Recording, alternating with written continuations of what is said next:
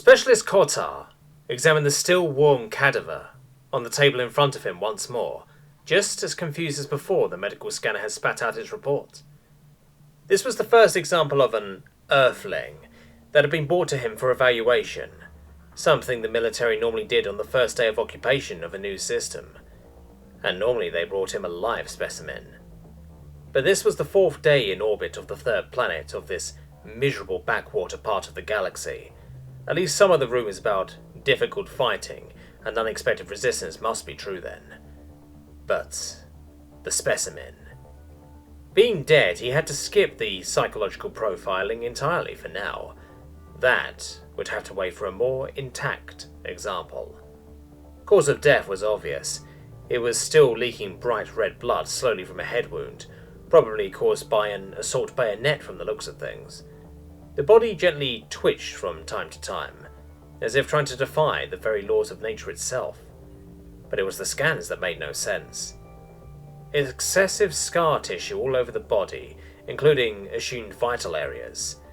This was confirmed visually, ugly pinkish ropes of it across the body almost randomly, or at least not according to any pattern he recognized.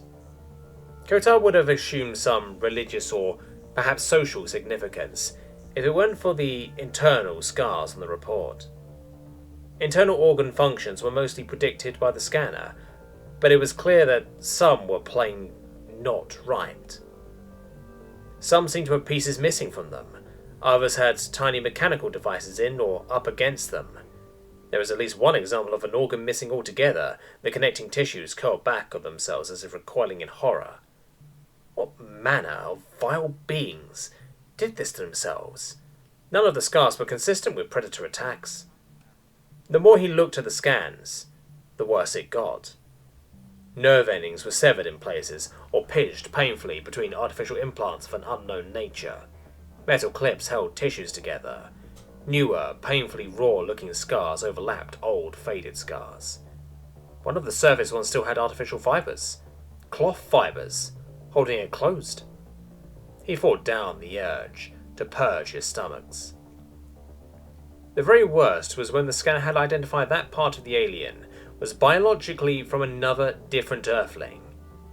They cannibalized each other for new parts. 1,000 interrogations of 1,000 different species hadn't upset him as much as this thing's very existence did.